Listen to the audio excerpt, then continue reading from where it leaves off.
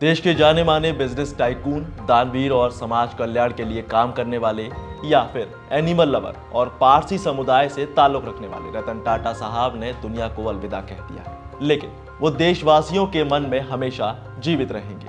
वजह है देश के हर इंसान को मिली उनकी कंपनी टाटा से कुछ खास सौगातें। लेकिन यहाँ मैं आपको पारसी समुदाय और उनकी परंपराओं के बारे में कुछ बताने वाला हूँ। पर उससे पहले हम ये जानेंगे कि आखिर भारत में पारसी समुदाय की एंट्री हुई कैसे और उनके यहाँ अंतिम संस्कार को दुनिया में सबसे ज्यादा विचित्र क्यों माना गया है।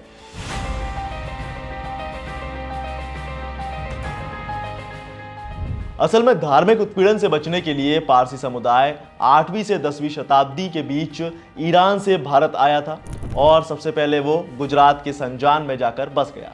बाद में कुछ पारसी लोग बॉम्बे चले गए और वहां व्यापारी बन गए और आज ज्यादातर पारसी लोग मुंबई और उसके आसपास के इलाकों में रह रहे हैं। इसके अलावा कुछ पारसी लोग कराची और बेंगलुरु में भी रहते हैं। हालांकि अभी अगर भारत में टोटल पारसियों की जनसंख्या की मैं बात करूं तो ये लगभग 2011 के सेंसस के मुताबिक 57,264 के आसपास है। लेकिन इसमें 2001 से 22% की गिरावट भी आई है, वरना पहले ये पॉपुलेशन 69,601 के आसपास थी। लेकिन जो बात मैं आपको बताने वाला हूं वो आपको शायद हैरान कर सकती है। असल में जब पारसी समुदाय में किसी की डेथ होती है तो उसके अंतिम संस्कार को दुनिया में सबसे ज्यादा विचित्र माना गया है। इनका रहन सहन काफी ज्यादा अलग होता है, परंपराएं भी काफी अलग होती हैं। तो चलिए जानते हैं समुदाय से जुड़ी कुछ खास बातें। नमस्कार, मैं हूं दिव्यांश वर्मा और आप देख रहे हैं वन इंडिया हिंदी। देखिए, जब बात पारसी समुदाय में परंपराओं की आती है तो इसमें सबसे ऊपर टावर ऑफ साइलेंस को जगह दी गई है। इसे दखमा भी कहा जाता है। इस प्रथा में किसी की भी डेड बॉडी को खाली हवा में गिद्धों के सामने छोड़ दिया जाता है, क्योंकि ऐसा माना जाता है कि जल, वायु और हवा के तत्व काफी पवित्र होते हैं, जिसे हम दफनाकर या फिर दाह संस्कार से अपवित्र या प्रदूषित नहीं कर सकते।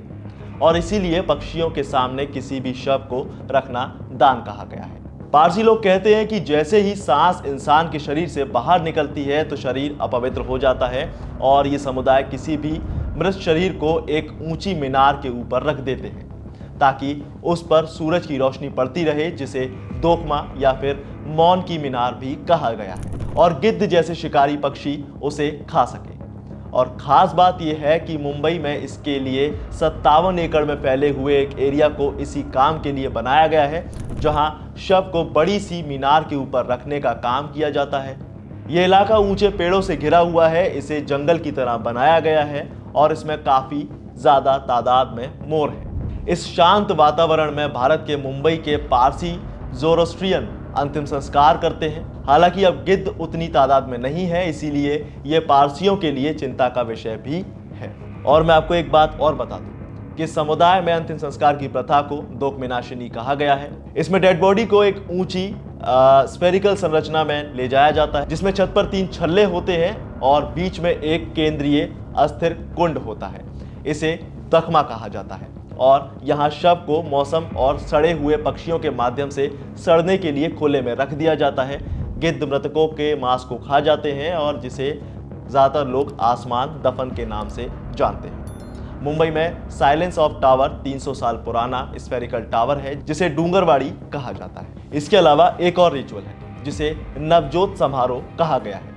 ये प्रथा बच्चे को पारसी धर्म में दीक्षा दिलाने का काम करती है, जिसे बच्चे को सुद्रे नाम की एक शर्ट और कुश्ती नाम का एक धागा पहनाया जाता है, जो समुदाय में उनकी एंट्री और उनके धर्म के प्रति उनकी जिम्मेदारियों का प्रतीक है। इस धर्म में शादियां भी बड़े ही अजीब रीति रिवाज से होती हैं, जिसमें शादी की शुरुआत में जोड़े को चादर से अलग किया जाता है।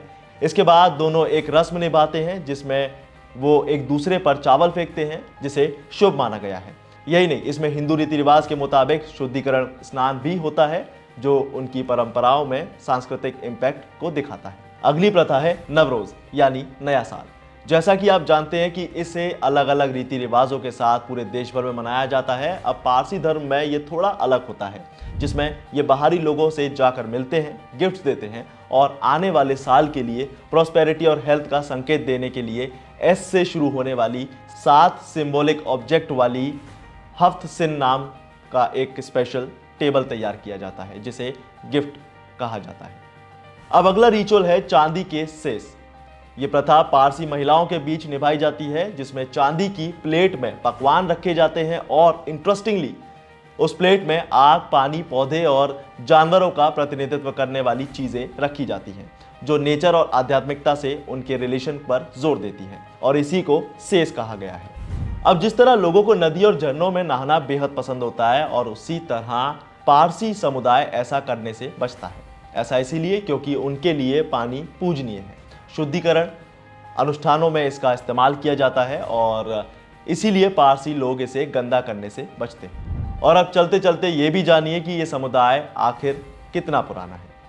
तो भाई, पारसी धर्म दुनिया के सबसे पुराने धर्मों में से एक है। ये पैगंबर जरथुस्त्र के नक्शे कदम पर चलता है, और जो 3000 से 3500 साल पहले रहते थे, और यही कई राजवंशों में पारस का प्रमुख धर्म भी रहा है। तो ये थी पारसी धर्म से जुड़ी कुछ खास बातें जो आपके लिए जानना बेहद जरूरी थी। अगर आपको वीडियो पसंद आया तो इसे लाइक शेयर जरूर करें, और ऐसी ही तमाम जानकारियों के लिए बने रहिए वन इंडिया हिंदी के साथ।